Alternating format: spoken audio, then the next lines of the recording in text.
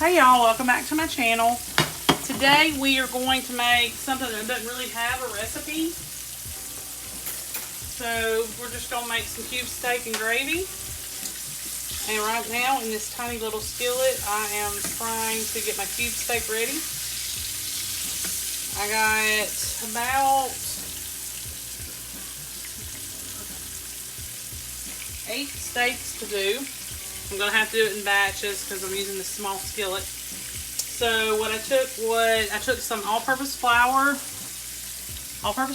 seasoned salt, pepper, and a little bit of onion powder. And I dipped these in it. So I'm going to fry these up and then I'm going to set them aside. And then I'm going to make some onions to go on them, and then I'm going to make some gravy with the dripping. So just stay tuned for that. I'll be back in a few. Okay, y'all, so I've got my cube steak already cooked. I poured just a little bit of this grease off. And now I'm going to make a little bit of a gravy. It's not going to be very pretty, but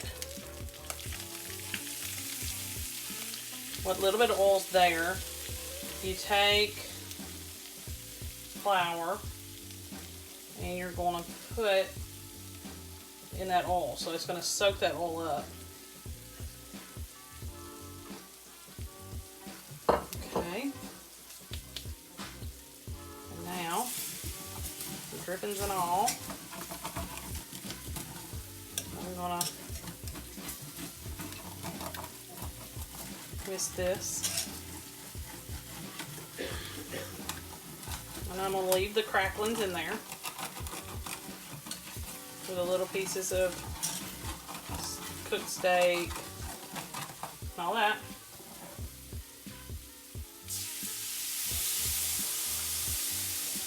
And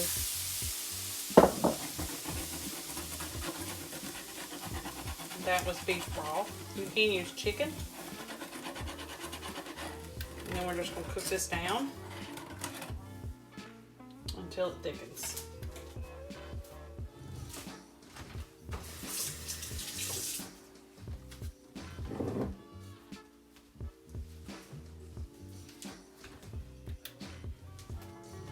Make sure that you keep your heat medium high is good,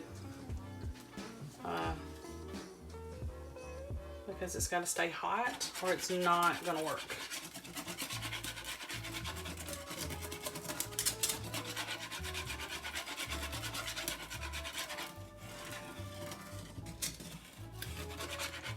And I typically use a whisk during this whole process to make sure I don't have any lumps. Sometimes I still do. I just try to just keep it moving.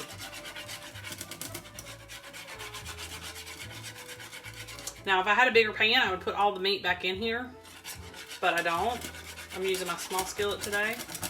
So we're just going to assemble all this on the plate with the mashed potatoes that I've made and pour the gravy over everything.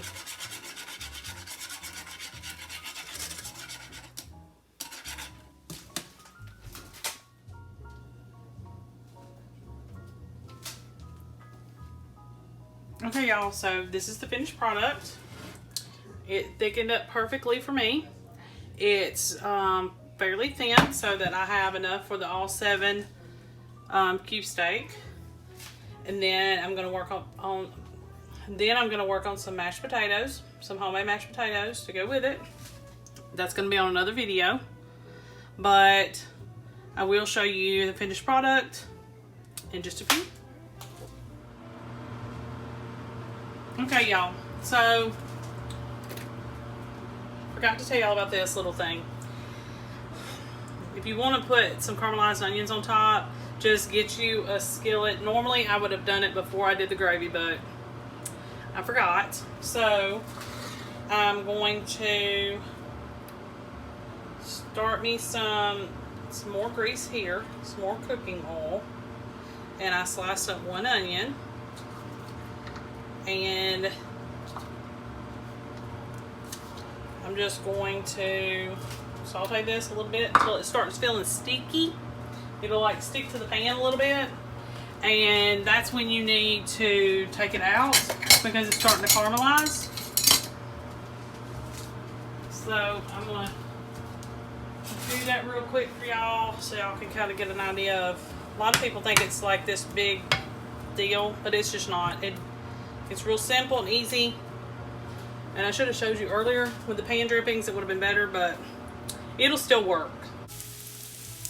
Okay, y'all, so my onions are ready, and I'm gonna go ahead and take those off the burner before they burn even more. But that's about what you need there. And let me get this plated up and ready. Okay, y'all, so this is the finished product. I've got our onions here. You can, of course, put the gravy over the onions. But here's our mashed potatoes. And this would go great with any kind of like peas or green beans, anything. But it's just a really quick, old-fashioned, cube steak and gravy kind of meal.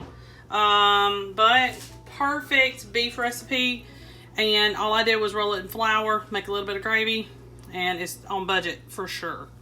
Okay, y'all, I'll see y'all next time.